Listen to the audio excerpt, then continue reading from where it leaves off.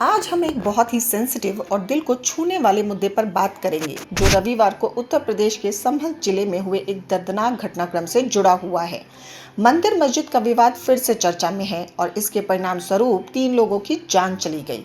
इस घटना ने एक बार फिर यह सवाल खड़ा किया है कि क्या किसी मस्जिद के नीचे शिवलिंग खोजने जैसे प्रयास सही हैं और क्या हर बार किसी घटना के बाद हिंसा और पत्थरबाजी का रास्ता अपनाना सही है।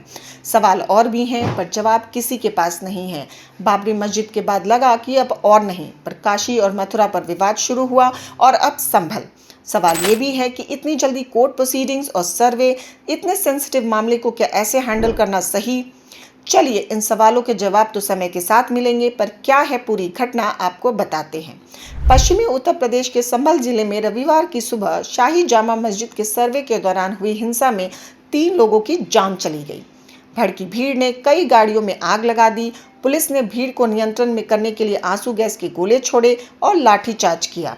पुलिस के कई वाहन फूंक डाले गए। जैसे ही मस्जिद पर सर्वे की जानकारी स्थानीय लोगों को मिली, मुस्लिम समुदाय के लोग बड़ी संख्या में मस्जिद के बाहर जमा हो गए। मुस्लिम समाज के लोगों ने सुबह सुबह छुट्टी के दिन सर्वे पर आपत्ति जताई। जल्द ही मस्जिद के बाहर बड़ी संख्या में लोग इकट्ठा हो गए और नाराज भीड़ ने पुलिस को रोकने का प्रयास किया। पुलिस के समझाने के बावजूद भीड़ ने हंगामा शुरू कर दिया। पथराव के दौरान पुलिस समझाती रही, लेकिन पत्थरबाज नहीं माने। सीएम योगी ने पत्थरबाजी करने वालों पर कड़ा एक्शन लेने के निर्देश दिए हैं। मस्जिद के अंदर सुबह 7:30 बजे से लगभग 2 घंटे तक सर्वे चला। कोर्ट कमिश्नर रमेश राघव की अगुवाई में टीम ने मस्जिद के विभिन्न हिस्सों का निरीक्षण किया। सर्वे पूरा होने के बाद टीम वहां से निकल गई। हम जानते हैं कि धार्मिक स्थलों पर आस्था और विश्वास का बहुत महत्व है, लेकिन क्या इस आस्था को हिंसा और नफरत का कारण बनाना सही है?